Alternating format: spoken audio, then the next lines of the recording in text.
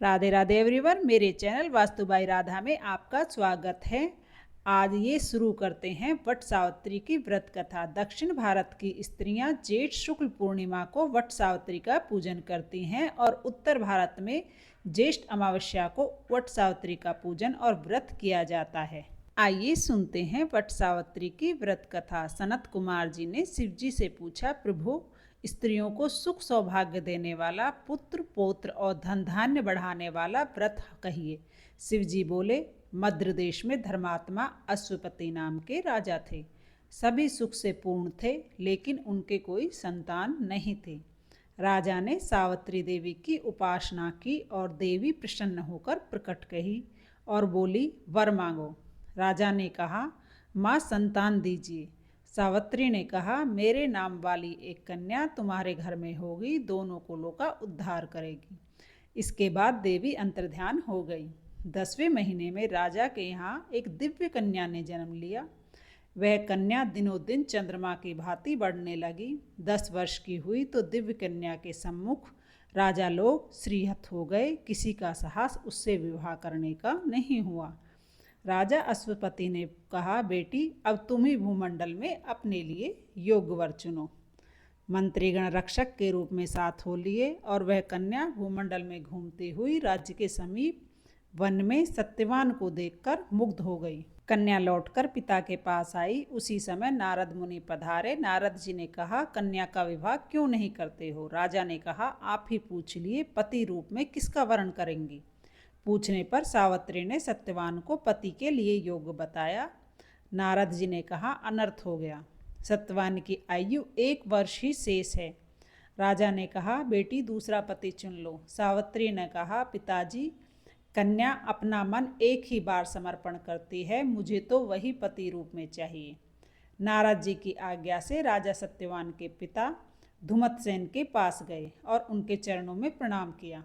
अर्घ आदि संस्कार के पूछने के पर धुमतसेन ने कहा, महलों में रहने वाली सुकुमारी यहाँ कैसे जीवन यापन करेगी? अश्वपति राजा ने कहा, महाराज मेरी कन्या सहनशील और सेवापरायण है। कन्या का विवाह आदि संस्कार संपन्न हुआ। उसके बाद अश्वपति राजा राजधानी लौट आए। सावित्री को पति की आयु की बड़ी चिंता होने लगी। प्रतिदिन पूजन व्रत करती। नजदीक समय आ गया। सावित्री ने 3 दिन का उपवास व्रत किया। तब सत्यवान वन में लकड़ी लेने के लिए चला तो कहा, प्रभु मुझे भी साथ ले चलो, मैं आज आपको अकेला नहीं छोड़ सकती। सत्यवान ने कहा, मैं स्वतंत्र नहीं हूँ, माता पिता से पूछ लीजिए। सावित्री ने सास ससुर से आज्ञा लेकर पति के साथ वन को चल दी। वन में सत्यवान ने लकड़ी का गट्ठर बनाया।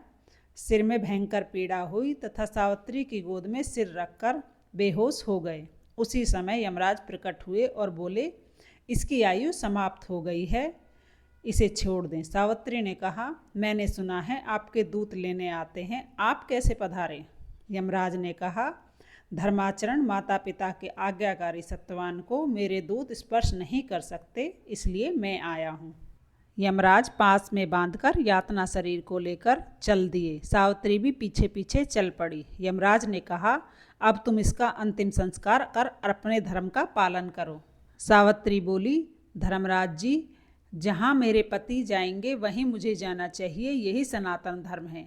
पति प्रेम तप और गुरु भक्ति से आप जैसे सज्जनों की कृपा सब लोकों में बरसती है। मेरी गति को कोई नहीं रोक सकता। फिर 7 पद साथ साथ चलने पर वह बोली, मैं पति धर्म के रास्ते पर चल रही हूँ, आप संसार को धर्म मार्ग पर चलाते हैं और मुझे धर्म मार्ग से अलग करना चाहते हैं। आप धर्मराज हैं, ऐसा आप कैसे कर सकते हैं? सावित्री की बातों को सुनकर धर्मराज बोले, बेटी सत्यवान के जीवन को छोड़कर जो मांगना है सो मांग लो। सावित्री ने वर मांगा, मेरे सास ससुर अंधे हैं, शत्रुओं ने राज्य छीन लिया है, उन्हें उनका राज्य प्राप्त हो जाए तथा उन्हें दृष्टि प्राप्त हो जाए तथा वृद्धावस्था दूर हो, बलवान हो जाए। यमराज ने कहा, ऐसा ही होगा, अब आप आश्रम को लौट जाओ। सावित्री ने कहा, पति के साथ चलने में मुझे कष्ट नहीं, परम आनंद आ रहा है। जहाँ पति जाएंगे वहीं मैं चलूँगी। सज्जनों के साथ सत्संग की सभी इच्छा रखते हैं। सज्जनों का संग कभी निष्फल नहीं रहता है, इसलिए सदा ही सज्जनों के साथ चलना चाहिए। फिर मुझे क्यों रोकते हैं?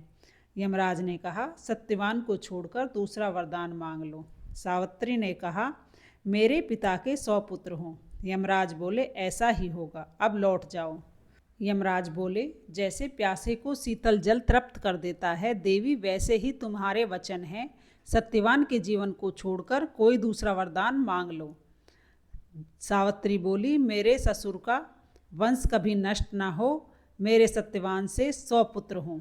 यमराज ने कहा, ऐसा ही होगा, अब लौट जाओ। सावित्री ने कहा, आप प्रतापी सूर्य के पुत्र हैं। सूर्य सबको बराबर दृष्टि से देखते हैं और सबका मंगल करते हैं। उनके सुपुत्र आप धर्मपरायण हैं।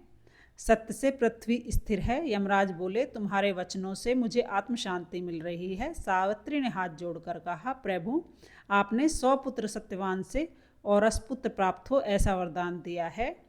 आप धर्म के स्वरूप हैं। सत्यवान के बिना 100 पुत्र कैसे होंगे?